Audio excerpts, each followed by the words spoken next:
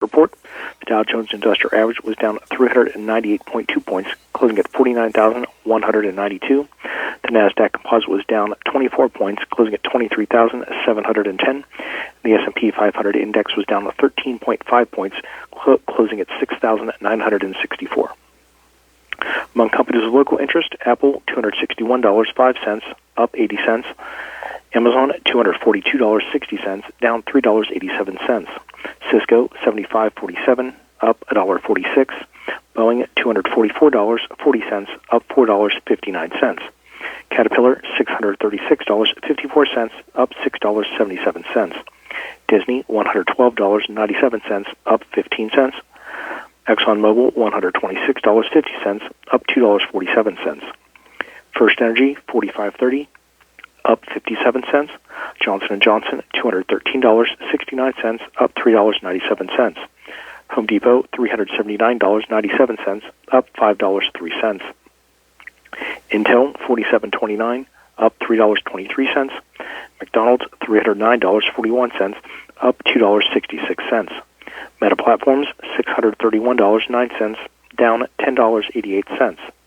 PNC Financial Services, $212.48, down $3.26. Raytheon Technologies, $193.99, up 14 cents. Rockwell Automation, $416.68, down $2, up $2.55. Tesla, $447.20, down $1.76. Verizon, $39.01, down 83 cents.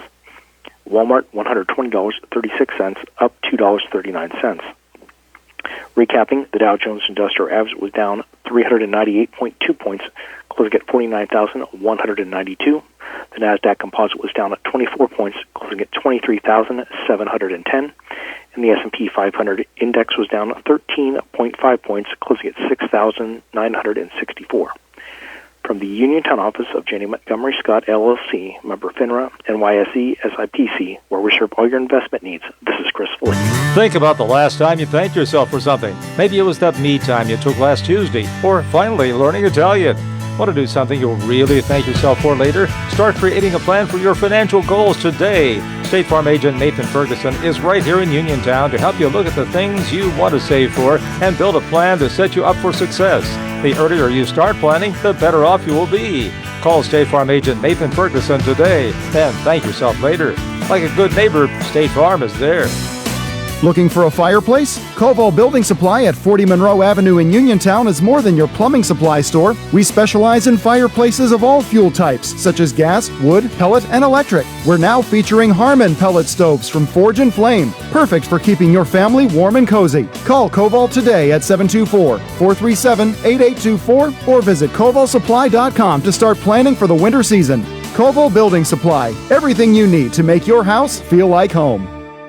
Look and you'll see there's a whole new Ford for you. Happy New Year from Thurby's Riverside Ford. New year, new deals, and new vehicles. Just announced, new 2025 Ford Bronco and Bronco Sport come with $1,000 Ford bonus cash plus 2.9% Ford credit financing. And the best-selling truck on the planet, the new 2025 Ford F-150 4x4 comes with $2,250 Ford bonus cash plus 2.9% financing. It may be cold outside, but the deals are hot. Are you thinking about a new 2025 Ford Maverick all-wheel drive pickup? Just announced, $1,000 Ford factory incentive on all Mavericks. We have the inventory and we've got the best deals. Stop in and see Joey, Sammy, Jimmy, or Ashley at Thurby's Riverside Ford, located 1 mile past the casino at Nemacolin. Ford credit financing required. Offer ends January 31st, 2026. Thurby's Riverside Ford, your presidential award and one Ford elite dealer.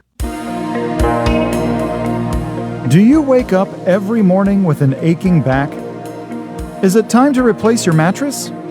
Purchasing a new mattress can be expensive, but more than that, it can be confusing. There are just so many choices. At Chesler's Fine Furniture, sales associates can help you find the perfect mattress set at an unbelievable value. One of the truly great things about brick and mortar stores is that, at the very least, you know where they are and where they are likely to be for a while. At Chesler's, you can test the firmness and quality of every set on display. Shop now and find everyday low prices. Credit terms are available with 90 days same as cash with a minimum purchase. Chesler's Fine Furniture, Route 51 in Uniontown. The store you know and trust, where customers send their friends. It's a day that ends in Y, so it's a day that you might decide you don't want to cook. That means it's the perfect day to order Fat Angelo's, offering delicious pizzas, salads, hoagies, strombolis and calzones, wings, and more. And with 12 locations across the area ready to serve you, today is the day to visit fatangelospizza.com, where you can quickly and conveniently find your local shop and place your order online, or get the local phone number and give them a call. Order up! Did you know that you have a choice for your physical therapy provider? NovaCare Rehabilitation offers same-day appointments, and oftentimes you don't need a prescription from your doctor to see us. We will make sure that you are treated as an individual and will work directly one-on-one with you to help achieve your goals. You have tried the rest, now try the best. NovaCare, Delaware Avenue in Uniontown. Phone 724-437-0556 to schedule your appointment today.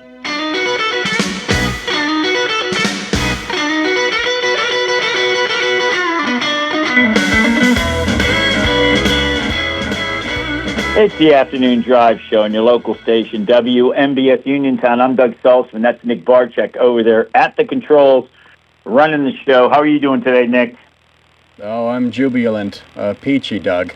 Another day working with any you. News that any breaking news we need to report? I was just watching the TV news, and it said it was breaking news. I guess that's something that happened 3 hours ago. That's considered breaking news. Which is probably why I listen to radio news and read the AP online to find out what's going on in the real world. And speaking of the AP, we're going to jump right into the news of the day. Is the departure of head coach Mike Tomlin from the Pittsburgh Steelers after a rather long career, we'll say, 19 years. Looking at some of the stats, they really are amazing. I mean, he's been with the Steelers for 19 years.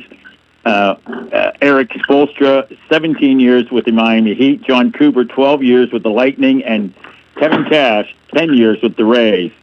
So, he's top of the heap in terms of longevity. And, of course, the postseason stuff hasn't served him well, or served the team well over the last 10 years. And joining us right now to talk about that, who better? National writer for the Associated Press, covering the NFL and Major League Baseball, hockey, the Olympics, major college sports. Again, national writer Will Graves. Will, thanks for joining us today. How are you? I am good, guys. Thanks for having me. Good. This news today, of course, first off, the first time you've been with us on the show, we appreciate it, and I enjoy reading your stuff through the AP. The news wasn't entirely shocking. There'd been a lot of talk about it, more so than in previous years, especially after the thumping that the Steelers took last night. So I'll ask you this: Did Harbaugh's departure or firing lead to something like this? Does one coaching decision lead into another, perhaps, or is that just silliness on my part? No, I mean, I think that John and Mike found themselves in pretty similar spots, right? Like diminishing returns over the course of time. The difference there, of course, is that Harbaugh has, a two-time MVP quarterback on the roster there, and the Steelers have sort of, it's weird. Like, the thing that makes them so compelling is also the thing that's holding them back, right? I mean, last night was their fourth playoff appearance in 5 years with four different quarterbacks, right? But the problem is, it ends in the same spot, right? With a blowout loss. This one at home, the worst postseason home loss in franchise history.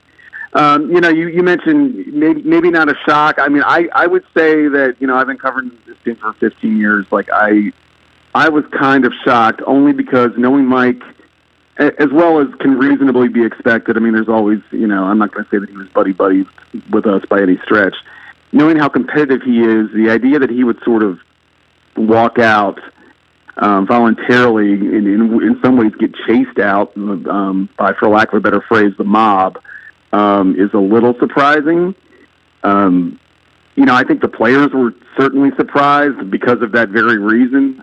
We were in the locker room 20 minutes before they announced it, and guys are in there vouching for Mike, and it wasn't one of those, and I think they really meant it. It wasn't like they were trying to hide something. I think that the team did not know until Mike told them at a team meeting at about maybe 1:50, 2 o'clock p.m. So, but look, nothing's forever, not even in Pittsburgh, not even with the Steelers. Mike's going to be fine. The franchise, you would think, based on its track record in this department, is going to be fine. Although, and what was that like when you play the stock market? Like, past performance doesn't, guarantee future success. And I mean that there is risk involved with the Steelers, but I think it's going to be it's a super attractive job, mostly because you're going to get plenty of runway to get it right. This is not Cleveland. This is not the Raiders. I mean, this is the fourth time or the third time they've had to do this since 1969, which is just absurd.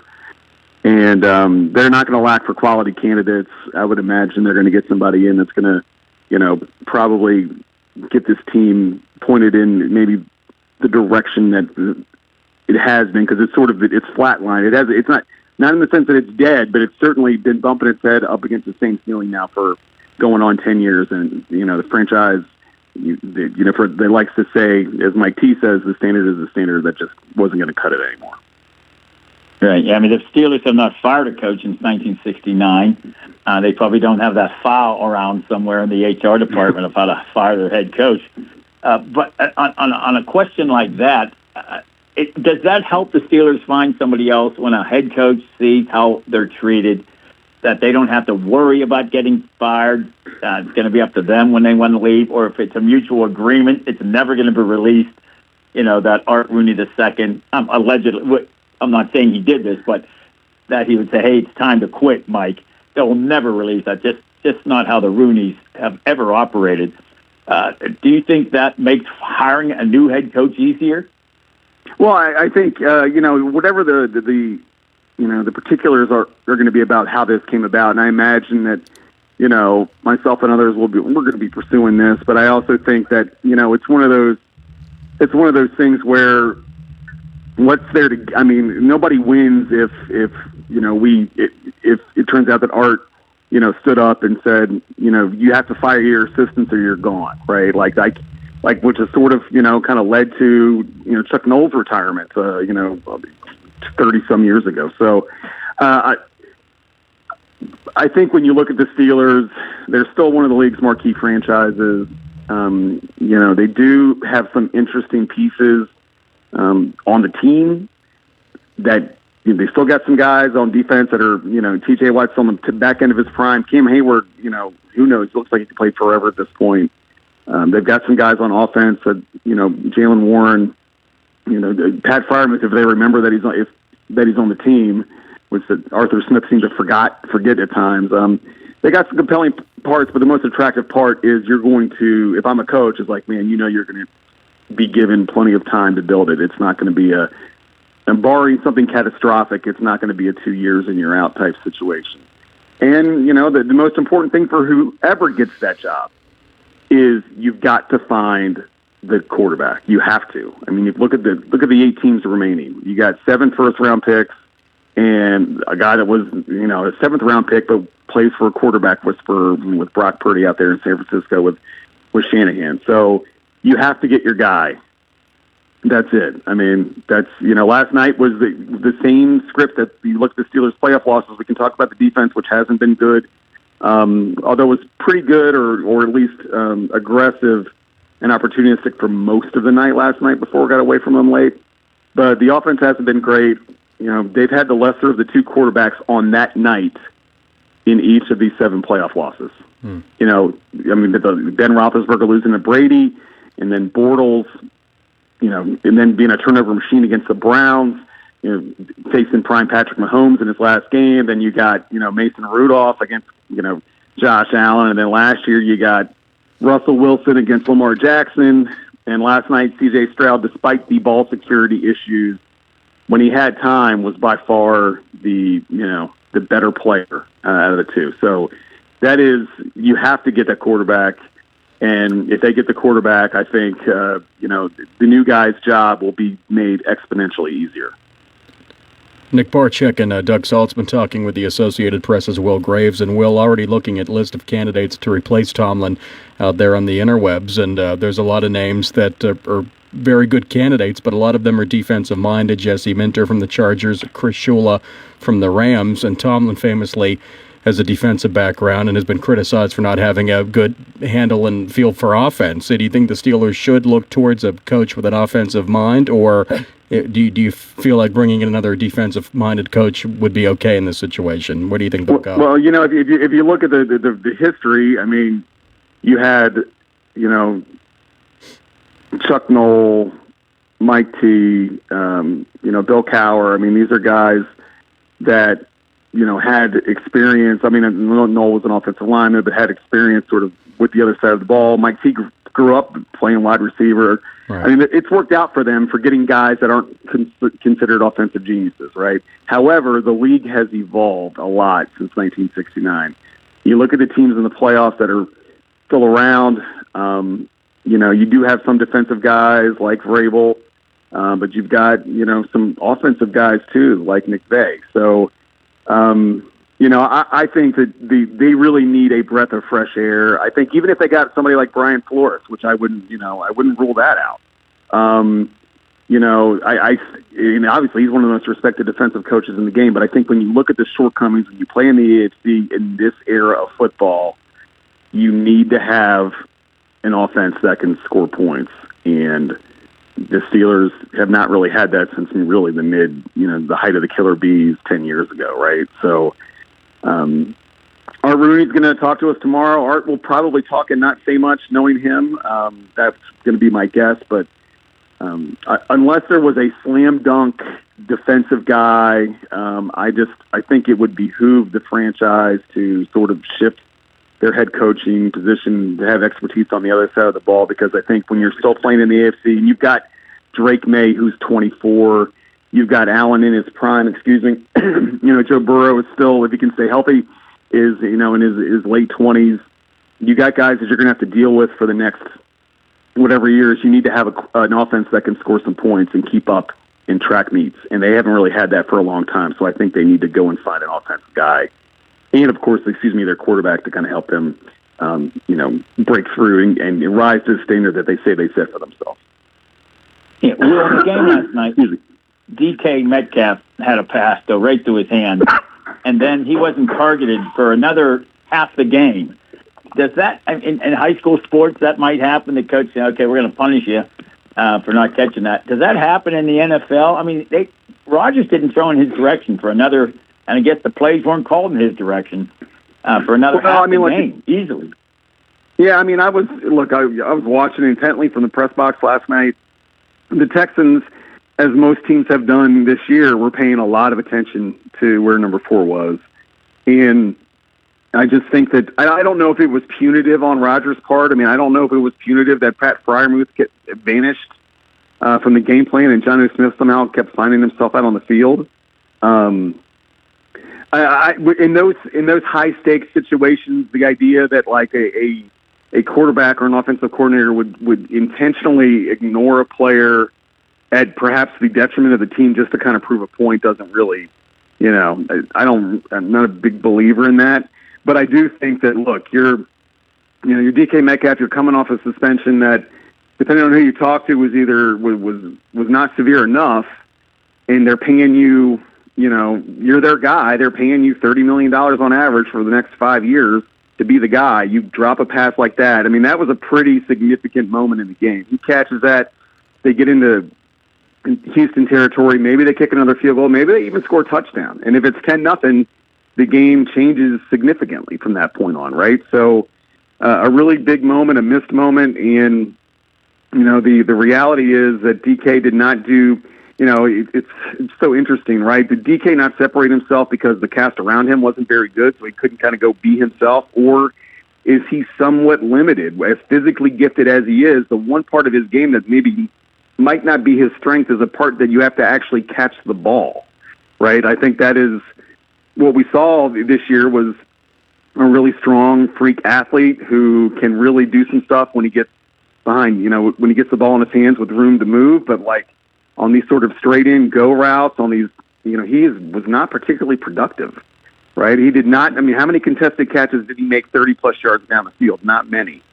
And part of that's because he wasn't given opportunity, and part of that was because he just didn't really excel at that part of it. So, I don't think he was frozen out last night. I think that, look, the Texans' defense was impressive. I came into the game skeptical. I thought it was the best matchup the Steelers could have had in the first round. I'd even include the Chargers in that mix simply because they never won a game on the road. You have C.J. Stroud. You still don't know what you have with him when you get to this time of year, and he was gettable last night. And then, you could tell by about the third drive, the adrenaline had worn off, and then it was going to be like, okay, who's got the better guys on the field? And I mean, last night it's very easy to say when the Texans' defense was out there, they probably had 8 of the 11 best players on the field, and it sure looked like it, right?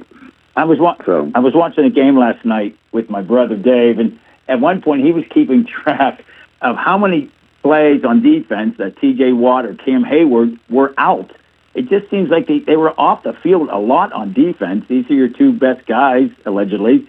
I think they'd be in, not for every play, naturally, but most. Were you surprised how much they were off the field?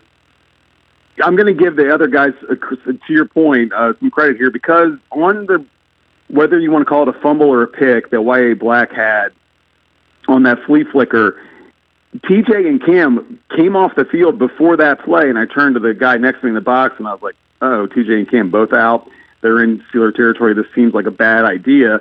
And the play call sort of, looks like the Texans are like, oh, great, their 2 best pass rushers are not on the field. Let's take a shot. So they try that flea flicker, and to Jack Sawyer's credit, he created enough havoc there to kind of make it go away. And to create a turnover that, again, should have and maybe could have turned the tide of the game if Metcalf makes that catch a couple of plays later. Look, I mean, Cam has been really, really, really good. A second-team All-Pro defensive tackle in his 15th season at age 36, pretty infrequent. Let's remember TJ's coming off of the surgery to repair his lung. I don't know if that had much of an impact. But I think they also sort of believe, I mean, Nick Herbig's been really, really, really good this year. He's been disruptive. He's been noticeable. The same for Alex Highsmith, especially when TJ went out, right? So I don't think the drop-off is as significant now as it would have been 2 years ago. And I don't really think not having Cam and TJ out there was the difference in the game. I think that it just became apparent over the course of time. They couldn't get off the field on third down. That was a big problem. And you could see, especially on that late touchdown drive, that really kind of sealed it even before the defense.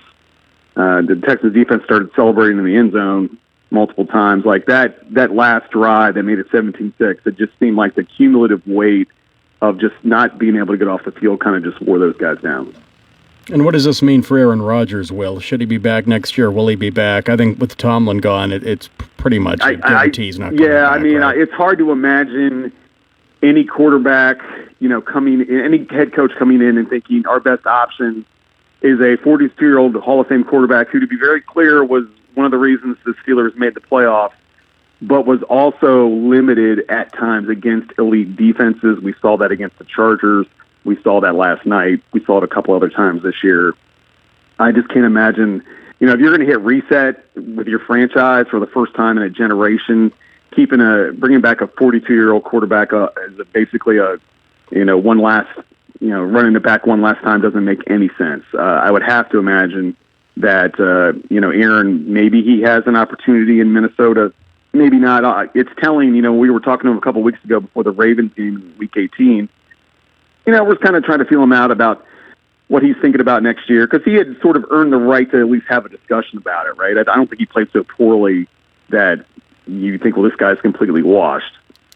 It was interesting that what he said was, it's much easier in your second year in a system as opposed to your first. And he talked about how, like in 2019, when Matt LaFleur took over the Packers, he was considered a quote unquote game manager. And then the second year, in his third year in LaFleur's system, he was the MVP both years, right? Well, where is the only place in the NFL Aaron Rodgers could play next year where it would be his second year in the system? It would be in Pittsburgh. But that's if Arthur Smith is the offensive coordinator. Very, very, very difficult to imagine that Arthur Smith or anybody on that staff is going to be back next year you would think that there might be an exception or two made on defense. Maybe. I'm not talking about Terrell Austin, but, Coach Drake, their defensive line coaches, highly respected. Denzel Martin, linebackers coach, highly respected. Maybe those guys stay. But I just can't imagine that, a new coaching staff is going to come in and think Aaron Rodgers is the best fit for this group. Will Graves with the AP joining us on the Afternoon Drive Show. Will, thanks so much. It's a busy day for you, no doubt. We appreciate your taking time to join us. We'd love to have you back as now the playoffs continue without the hometown team, without the Steelers. Thanks so much, Will. Have a good evening. Yep, take care anytime. Thanks, Will. All right, thank you. Will Graves joining us from the Associated Press, covers NFL, MLB, NHL, the Olympics, major college sports, you name it. He covers it for the Associated Press.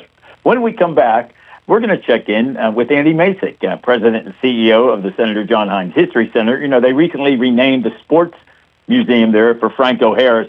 We'll talk about that and other stuff as well. Speaking of sports, stick around.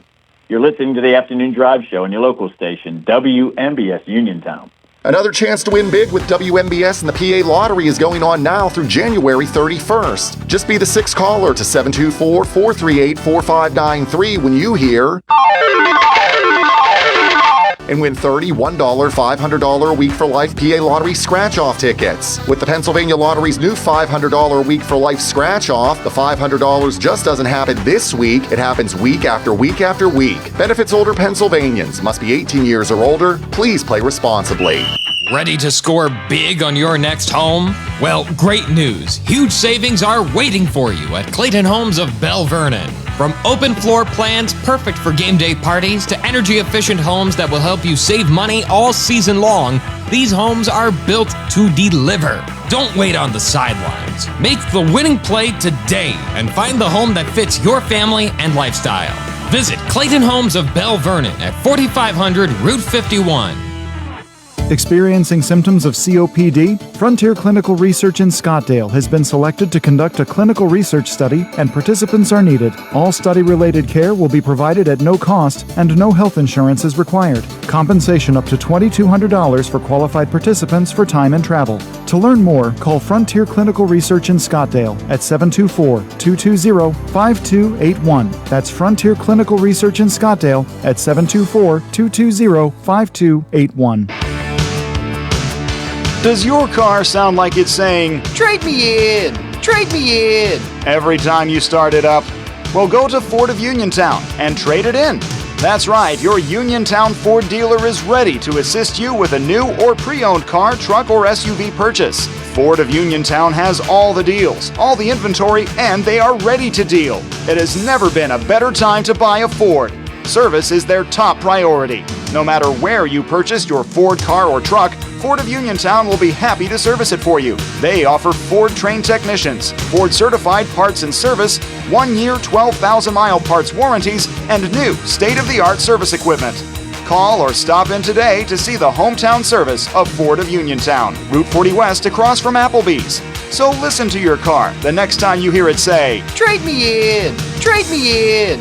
Ford of Uniontown, Route 40 at the top of the hill. If you are looking for a trusted local law firm with a strong commitment to their clients, look no further than Zebley Law Offices. Attorney Zebley has been practicing law in Fayette County for more than 4 decades. Although specializing in bankruptcy, Zebley also handles real estate matters, civil suits, collections, wills, powers of attorney, and more. If you need legal help, go with a name you recognize and trust. Call Zebley Law Offices today at 724-439-9200. CareerLink is your one-stop resource for employment and training-related services. Visit CareerLink and you'll have access to many programs and agencies for assistance with economic, educational, and job-related needs. For more information on all the programs available to you, contact CareerLink at 724-434-JOBS. That's 724-434-JOBS. When you need notary services, Trust the best. Sandy Howell Notary Services, back-to-back gold medal winner for Best Notary in Fayette County. They're here for you with extended hours to fit your schedule. Sandy Howell's also the 2025 gold medal winner for Best Title Company. Open Monday through Friday, 10 to 8:30, and Saturdays, 9 to 5. Call 724-564-8955 today for Sandy Howell Notary Services, where excellence is signed and sealed. Hi, I'm Jason Brady, the owner of Brady's Rad Cafe, the new restaurant in Uniontown Mall near JCPenney's. Join us for our selection of unique burgers and hot dogs, steak and meatball hoagies, and more. Always fresh and made right here by friendly people in a welcoming throwback atmosphere at Brady's Rad Cafe. No frozen fast food, always fresh and fun at Brady's Rad Cafe in the Uniontown Mall near JCPenney's. Laurel Highlands Wealth Advisory Group of Janie Montgomery Scott in Uniontown is a proud sponsor of Sportsline. When you work with Janie, it's about going beyond investing. It's about connecting your life and your finances in a way that makes sense for you. The team partners with you through each stage of life to help you set and reach your financial goals. To learn more about the Laurel Highlands Wealth Advisory Group at Janie, be sure to check out their website at www.lhwag.com. Laurel Highlands Wealth Advisory Group of Janie Montgomery Scott, LLC, member FINRA, NYSE, SIPC.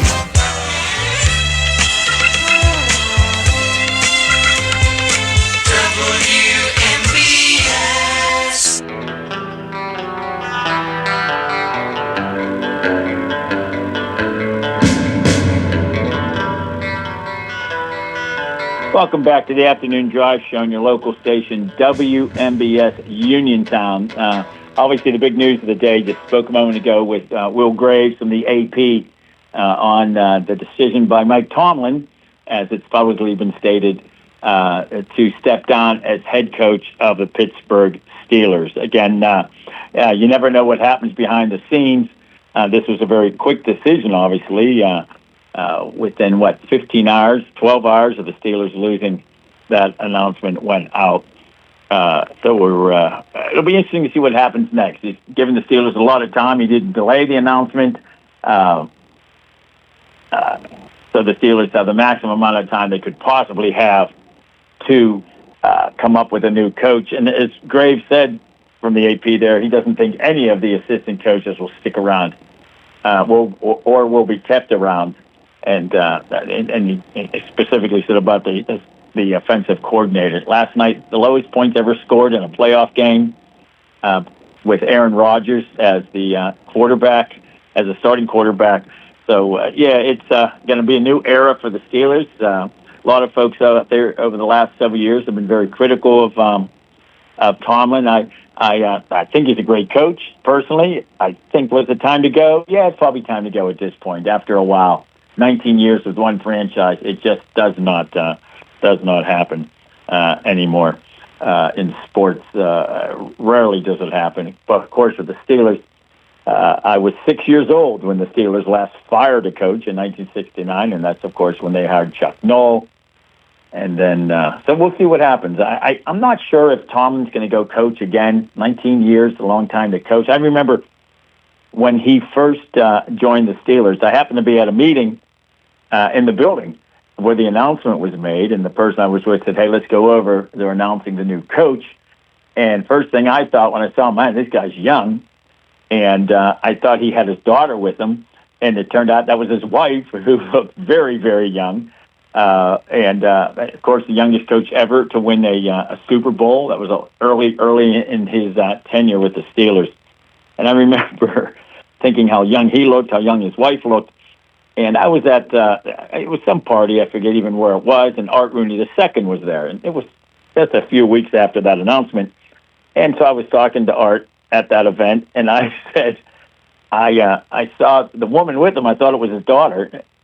And it was funny, Art II said he thought the same thing when he first met Mike Tomlin's wife now almost 20 years ago when he joined the Steelers. And he looked back at his career, and until I did some prep for our previous interview, I had forgotten how many teams that he had been a coach with, both in college and the pros. He was a wide receivers coach starting in 1995 with VMI, Virginia Military Institute. Then he was a graduate assistant at Memphis, Arkansas State, as wide receivers coach, then defensive backs coach, and then he went to the pros. He was defensive backs coach with Cincinnati, defensive backs coach with Tampa Bay, and then his first time as where was he next? To get this straight, the first time he was a coordinator, of course, was with the Vikings in 2006, and then head coach with the Steelers ever since.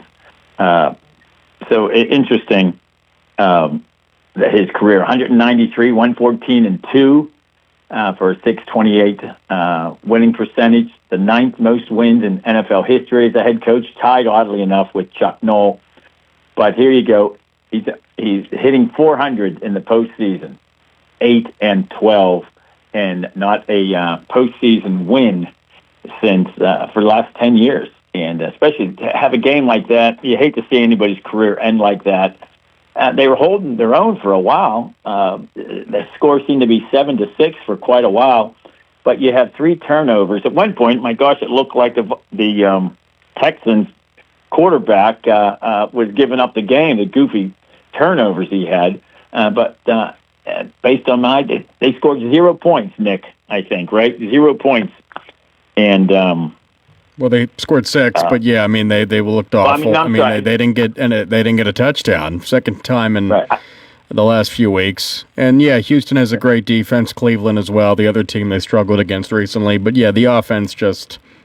It looks, when you watch these other playoff teams go up and down the field and you watch the Steelers offense, it looks like you're watching a different sport. So we'll see what happens with Arthur Smith, the offensive coordinator, with Aaron Rodgers. We obviously know Mike Tomlin won't be back, so a lot of changes coming, I would think. But I think the GM and the owner will stay the same, so perhaps it won't be all the changes that we think. The organizational philosophy, I think, will stay the same, but a new head coach certainly, and probably a new quarterback. Yeah, when I said we scored 0 points, I didn't finish my sentence there. I kind of stumbled over. 0 points off those 3 turnovers. Right. Oh, I got you. Yeah. Yeah, but it's just ridiculous to not get in the end zone. You're at home for a playoff game, and you don't even really come close, and you're not able to convert. You're right. Not able to convert off of those turnovers is not a good thing. Houston, I'm not overly impressed with them. They're good. They're going to move on, obviously. But yeah, Stroud looked shaky. He was turning the ball over. But they were worthy winners last night, certainly in that fourth quarter. The one thing, my brother always analyzes these things, and he was saying at one point, we had 6 offensive linemen that couldn't hold back 4 defensive linemen. Yeah, they were just pushing us over, running through us. Yeah, it's a great Houston day. It really is. Yeah, really. I mean, I guess they've given up the fewest points for any team this year. I guess it's between them and Philadelphia. The Eagles with the best defense, although the Eagles are out of it now. That's good news. It was just strange, and so Aaron Rodgers is known for throwing a pass in 2.1 seconds, but he wasn't doing it last night. And at one point, there were some interceptions. But how long can our defensive backs guard wide receivers when they have so much time? Our guy, we couldn't get to their quarterback several times. It was just kind of tough. Let me go back, by the way. We were scheduled to talk to Andy Masek, president and CEO of the Senator John Hine History Center. That's now been rescheduled for tomorrow. So we'll talk to him tomorrow about a couple of different things. The Sports Museum, now being called the Frank O'Hare Sports Museum, the reaccreditation of the museum. Only 3% of museums in the country are accredited by what's called the American Alliance of Museums. It's free admission now for kids, and it was named again in 2025 as the best history museum in the United States. So we'll talk to Andy Masek tomorrow as Nick and I continue our discussion for the next few minutes about the big news of the day, naturally. Tomlin almost said being let go, but no, he wasn't let go. He announced he was stepping down as head coach. If you were to take a guess, Nick, what's he doing next in his career? Well, I think in the immediate future, he'll go to TV, he'll do broadcasting, he'll take a year off. A lot of coaches have done that. Most recently, Sean Payton, after a long tenure with New Orleans, took a year off, now is with Denver, and they're the number 1 seed. And he's a very good coach, an offensive-minded coach, has worked well with multiple quarterbacks, and I think Tomlin will take a similar route. I'm not sure if he will go back to coaching, but if I had to guess, I think it's TV for him in 2026. And then we'll see what the Steelers do at coach in 2026 if they do go out and get a defensive-minded guy like Tomlin has been, which is not the direction I think a lot of fans want them to go in. I would go more with an offensive-minded guy, a former OC, or a coach that's able to develop quarterbacks, which is what you need in this league. But yet Tomlin specifically, I think, takes a year off from coaching and may not go back, but he's a young guy. He's 53, and he's already been a head coach for 19 years, which is remarkable. Has a Super Bowl ring, a winning record, and I think for 26 it'll be a TV for him, but we'll see 27 and beyond if he goes back into coaching. He may not, but I don't think he's coaching in 2026. Yeah, I think you're right. After that, and this is not like, oh, okay, they only have 18 weeks in the season. My gosh, this is you're literally working. You talk to people who are in football. The coaches are working 16, 17 hours a day. Almost 7 days a week. You know, they're not under the players' agreement where you get days off and you don't do 3 days. These are long, long days for these coaches, and even though he's a young guy, that still has to wear on you to have that type of. But I guess you know what you're getting into when you do that. But it's got to be very strange to always be on the hot seat. He's been criticized. Not just for his coaching, but his comments, his cliches during news conferences. But I was talking to a reporter one time who covers the Steelers, and he said there's just so many things a coach can say. You just run out of things to say. I mean, how many times can you answer the same questions over and over and over? Even I don't know if you saw the post-game news conference with Aaron Rodgers last night. He got so frustrated with the same question being asked of him about Tomlin. He dropped the F-bomb and got up and walked away. I don't know if you saw that. That actually went out over Channel 4. Yeah, it happens. I mean, I'm sure it's frustrating. It's part of the job, but it is the same question over and over again. Just have to phrase your answer differently. Yeah, I'm sure they get frustrated, but it is part of the gig. Yeah, and nobody was worse, of course, than New England's coach, Belichick, who just said absolutely nothing every time he held a news conference. And it's got to be frustrating for the reporters, but they've got to cover it. You can't just say, "Oh, he's not going to say anything. I'm not going today." That's part of their job. So I don't know what. Any predictions of who might be the coach for the? There's a lot of fired coaches this year. How many are we up to now? 9, I believe. 3 in the division. 3 in the AFC North. The Steelers division, right. The Ravens. I mean, the Ravens and Steelers could switch coaches. How about that? Harbaugh to Pittsburgh and Tomlin to Baltimore. That's not going to happen. Yeah. But could you imagine? No. Kevin Stefanski's out there. He's an offensive-minded coach. The Browns' former coach. He won Coach of the Year twice, and the Browns let him go. Typical Browns. So, yeah, I would go offensive-minded. There's a lot of defensive coordinators on the list. Shula, Minter, but there's also Stefanski's out there. Brian Flores, another name. He used to work for the Steelers. He's a defensive-minded coach as well. So, yeah, there's plenty of options, and it's still a prestigious organization that a lot of coaches, especially young ones maybe that haven't been head coaches before, would love to get an opportunity to be the head coach of the Steelers. That's still a dream job, a prestigious job. So there's so many names out there, it's hard to pinpoint one, but they need to pick someone soon. The draft will be here before you know it. They got to. The off season is very active in the NFL for coaches. We'll talk more about the Steelers tomorrow, but now let's take a break before we wrap up the show. News at 6, and it's another C. Harper Auto Group High School sports night tonight. We'll talk about that briefly when we come back. Stick around. Mountaintop Title and Notary can handle all of your motor vehicle and PennDOT needs, such as titles, plates, renewal, registrations, and all notary needs. Tina Nicholson of Mountaintop Title and Notary can also handle ATV and boat titles, and also does income taxes. Hours are Monday through Friday, 9:30 to 4:30, and appointments can be made for after hours and Saturdays. Mountaintop Title and Notary with a new location at 655 Nelson Road in Farmington, the only place you need to go for all title, notary, and tax work. Call Tina at 724-984-1514 for the most professional services around. Celebrate the season at Rich Farms Lightscapes with 2 magical ways to enjoy festive family fun this Christmas. Sundays through Thursdays, cruise through dazzling light displays from the comfort of your car, just $20 per carload. Then Fridays and Saturdays, enjoy holiday nights at the farm for $19 a person. Walk through the lights, visit Santa, decorate and take home your own live Christmas tree, and so much more. Rich Farms opens nightly at 5 p.m. For details, visit Lightscapes at Rich Farms on Facebook. When you are looking to make some extra cash for your aluminum cans, visit Cherokee Recycling, where aluminum can is king. Cherokee Recycling is open Monday through Friday 9 to 4:30 and Saturdays 8 to 12 noon, closed Sundays and holidays. Give Marcus or Braggs a call today, 724-439-3228 for Cherokee Recycling, where recycling makes the most sense.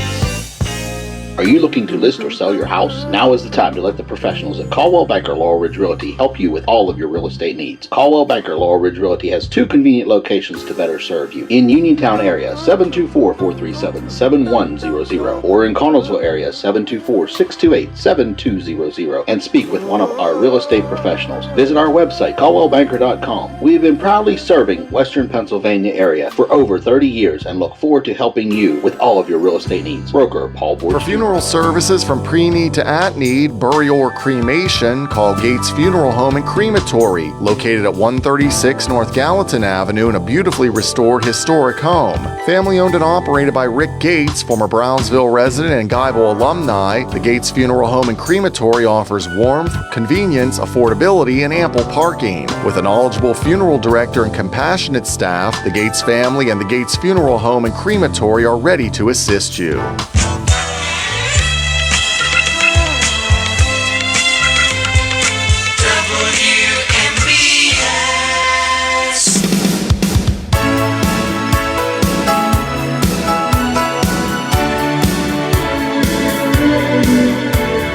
That's a wrap for the afternoon drive show on a Tuesday. Short show tonight because we have high school basketball, but news first at 6 o'clock. Nick, what's on the docket tonight?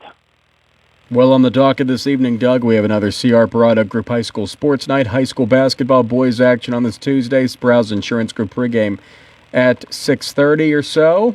Or make that 6:15. I'm sorry, 6:15 with the game at 7. Our first game on the radio with video coverage as Franklin Regionals at Uniontown. And then at 7:30 or so, we'll have video coverage and then joining on the radio later on the Penn Trafford Laurel Highlands game. And after that, we have college basketball, a top 20 matchup. Iowa State projected to be a number 1 seed. They're taking on Kansas.